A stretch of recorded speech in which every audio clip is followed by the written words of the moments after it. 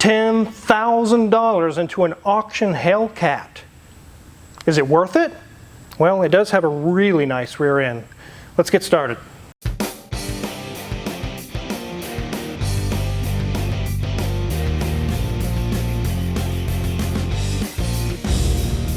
How many of you guys out there watch Hoovie's Garage? If you don't already, you should. Most automotive people are.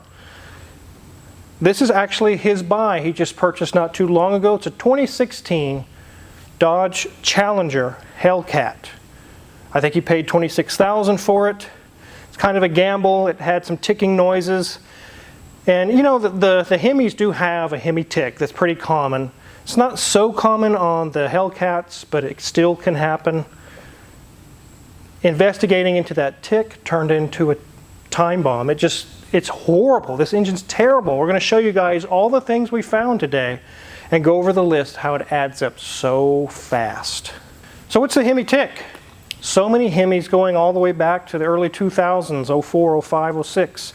After some age and poor oil change scheduling, that means it's not being done on time, they start to actually develop a tick, tick, tick, tick, tick, tick, tick, tick, just sitting there idling. It's usually a lifter issue, which it turned out to be on this one, and you guys are going to be surprised. It's so much more. We know in the early 2000s, so many Hemis had issues with valve seats coming loose and destroying the engine. But the biggest prominent issue that's been going on for a long time is the Hemi tick. It's actually a lifter issue, like I just mentioned, and it requires the heads to come off, just like the LS motors, the LS1, the LS2. You cannot pull the lifters out without first removing the cylinder heads. So there is no way around it. There's no magic trick.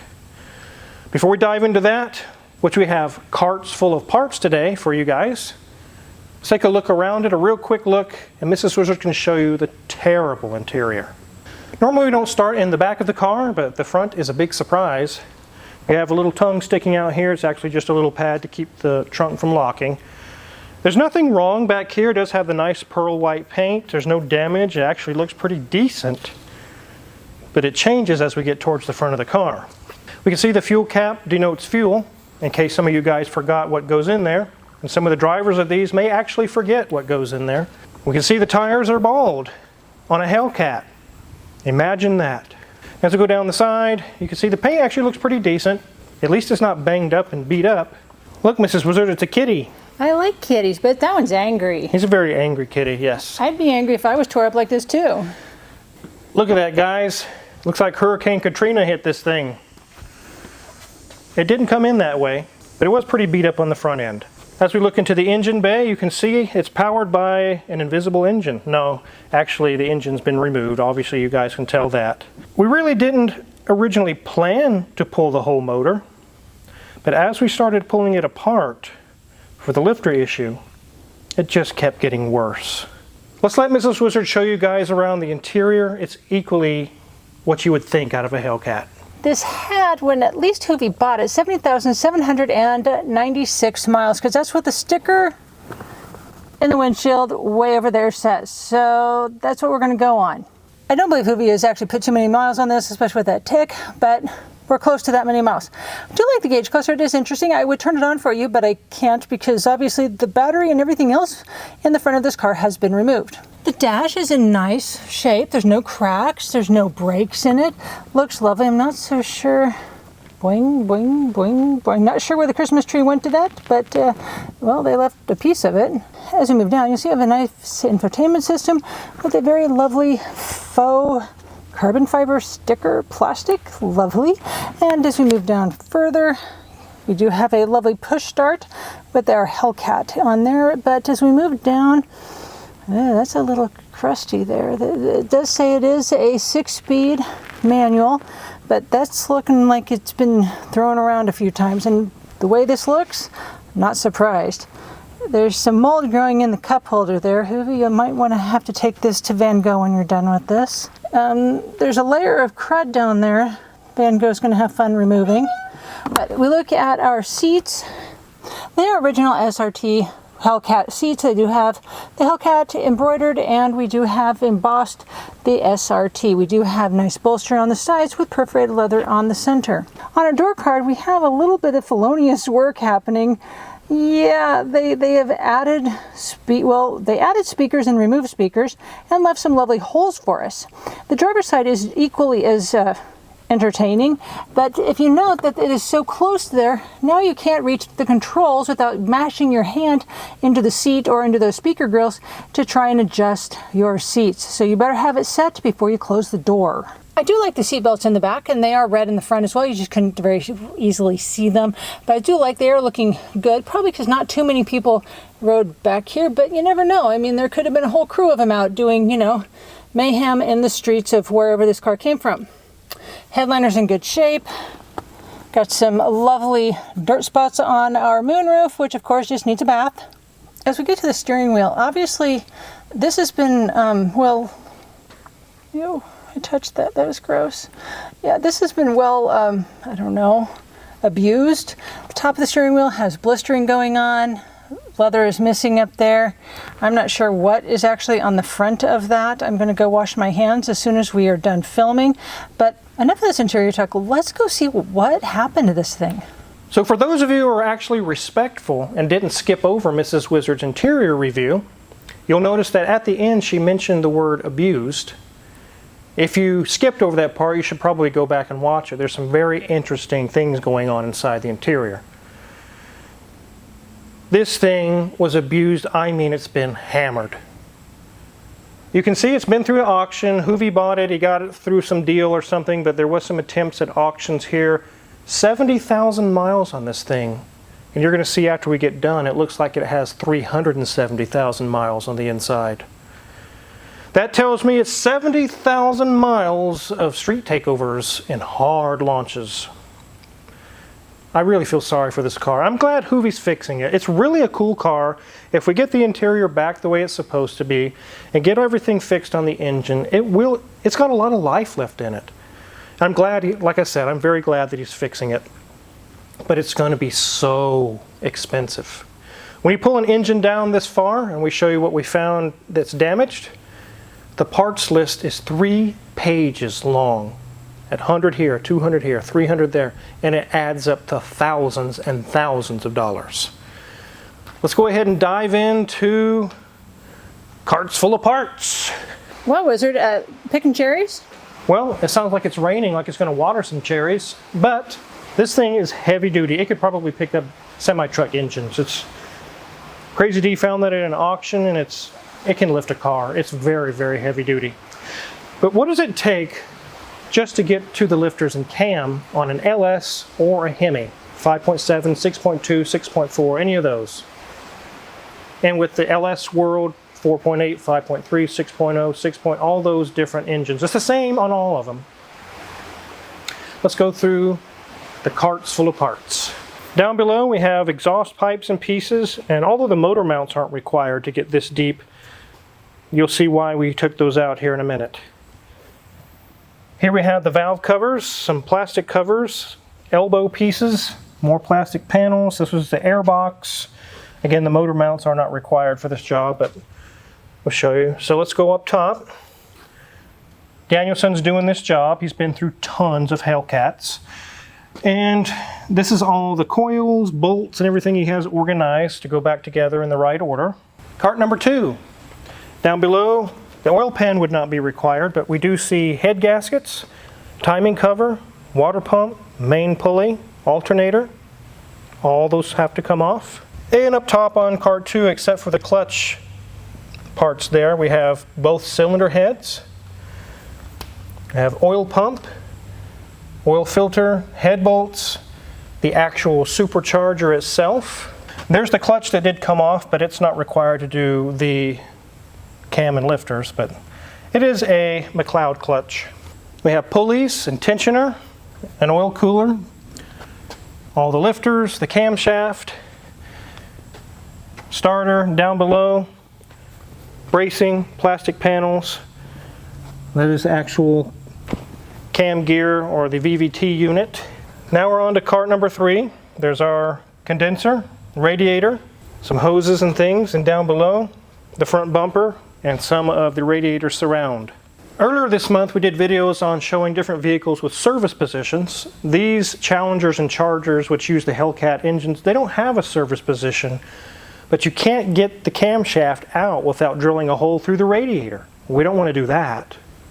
So the whole front bumper cover and all that has to come off, the radiator condenser to make a nice hole to pull the camshaft out. So as you can see, one little lifter went bad.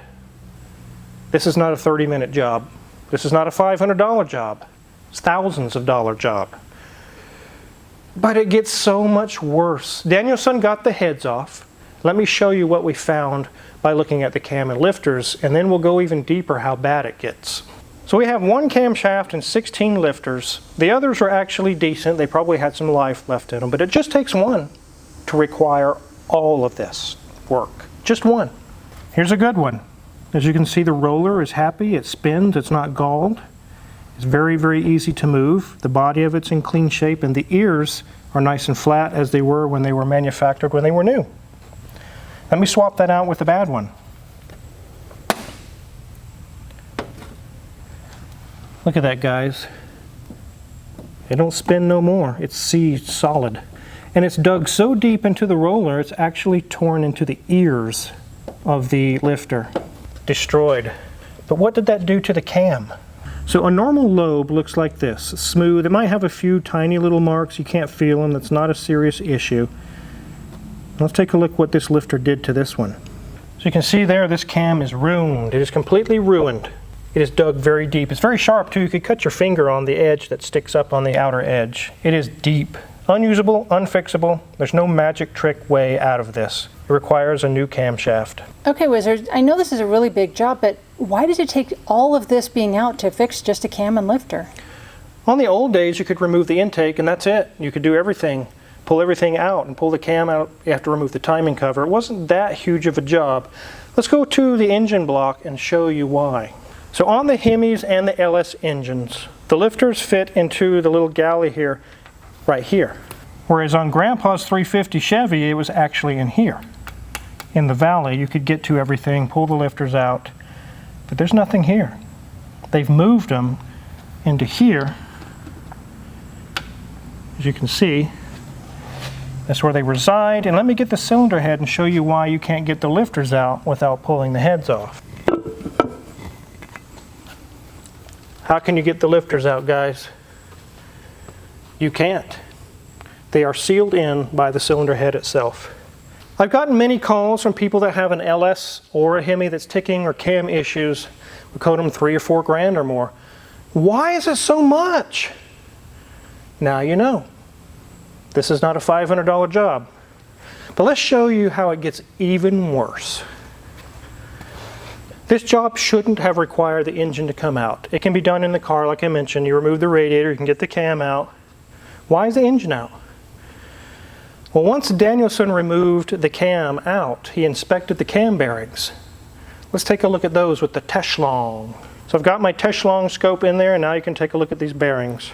They look like they've been hammered. And if you can get your finger in there, you can feel the grooves. They're deep. And there's metal debris all ground into the bearings. You can see all the little dots. And on the front cam bearing, you can also see it pretty well. You can see some marking, and it's dug through the coating, and you can feel your fingernail on it. It's got nice little grooves in it. Danielson told me, he said, Wizard, there's no way I feel confident putting a brand new camshaft into those crappy cam bearings. He said the break-in procedure and everything, it could go south really fast. And I agreed with him. Also, he made a really good suggestion. He said, we've seen that the cam was torn up and lots of debris could have gone into the oil pan. He said, based on all the debris and everything from the cam being torn up and everything like that, he says, I really want to look at the main bearings and the rod bearings. And I'm so glad he made that suggestion. It gets even worse. Let's flip this thing over and show you what we found. Right here on this main bearing, you can see it looks pretty nice. And Danielson removed the rod bearing from this one. That's why it's so loose. The cam's actually okay. We got very lucky. But let's show you what he found that is not lucky. So let's take a look at the rod bearings once Danielson got them apart, guys. Look at that, guys. There's entire chunks missing out. This thing was beat very, very hard. The main bearings are also got some deep scoring them as well. Only 70,000 miles on this engine, and the bearings are roached. Now, I've had customers in the past, I show them this, I'll just put it back together, it was running fine. No warranty. If you do that, there's no warranty. Because I know for sure it's probably going to grenade at some point. Why didn't we address that while we had it apart? There's more stuff in the bottom. Let me show you what we found in the oil pan. This oil pickup tube was full of all of these chunks of metal, which means all of that went into the oil pump. The parts list keeps growing. Danielson actually has the parts list together. I'm going to go over it with you. It is a ton of parts. Also, the clutch we just showed you, we're going to recommend a new clutch. It did work. Hoovie said it felt fine, but as you could see, it was cooked pretty hard. That's a lot of 0 to 60 launches and street takeovers, and really, really hard on it. Let's go over that list. We're going to take the short block to the machine shop and have them do the bearings, the cam bearings and all that, make sure everything's within spec, and take care of all those beat up bearings. But on top of that, we have all of this, and Danielson has a list of parts just to get this engine back together properly. Camshaft lifter kit, push rods, front cover seal, water pump thermostat, supercharger belt, tensioner and idler ×2, serpentine belt, tensioner idler ×1, starter, valve cover gasket, tube seals, bolt seals, coolant reservoir which had a hole in it, some connector repairs, head gaskets kit and head bolts. Make sure the heads are straight. Spark plugs ×16, not 8, 16 on these. The timing chain kit. The clutch, which we saw there was a McLeod clutch, with the clutch by itself is $1,800. Tires, intake gaskets, exhaust gasket, oil pan gasket, oil pump, oil filter, trans fluid flush, diff fluid flush, brake fluid flush, front main seal, rear main seal, oil filter adapter O-ring, radiator cap, cabin filter, the motor mounts, which were leaking, you saw on Hoovie's video. They actually have fluid in the motor mounts, they're bad. Brake pads, rotors, the door panels, zip tie clips, wiper blades, and that's on top of the things that Hoovie wanted done that are separate from all this, and an oil change.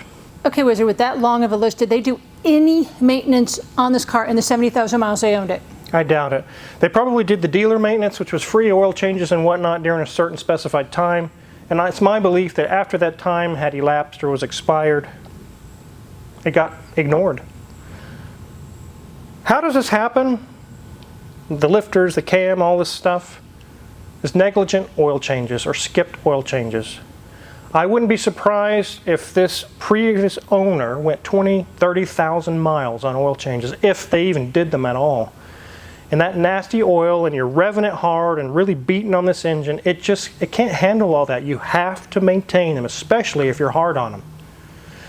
With race engines, in the race circuits, they don't go 40,000 miles on an oil change. Neither should you. And trust me, I see it more often than not. We get customers in, we check the oil, it doesn't even register on the dipstick, so I check the oil change sticker, and it's 10,000 miles overdue. You have to do those things. It can damage your engine. But Wizard, it's a Hellcat. Aren't they built better and stronger than other cars? They're built strong to handle 707 horsepower. There is a lot of strong components in these engines, but they still require maintenance. Coolant flushes, oil changes, make sure everything's within spec, doing inspections, take care of oil leaks. All those things still have to be done, even as strong as it is. And as you can see, with the parts we just showed you, the neglected oil changes did this motor in, and also being really hard on it all the time. So as you can see, the brakes, the clutch, and all its parts real fast can add up to $4 or $5 grand.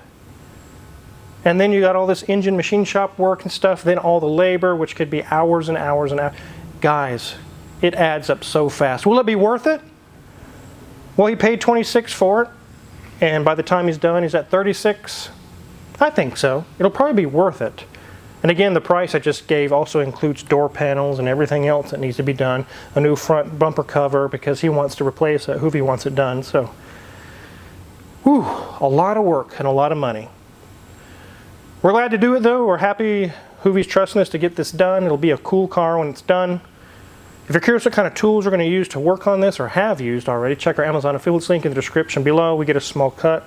If you purchase anything, we really appreciate it. And make sure to hit the subscribe button here because we have so many videos to come. Thanks for watching.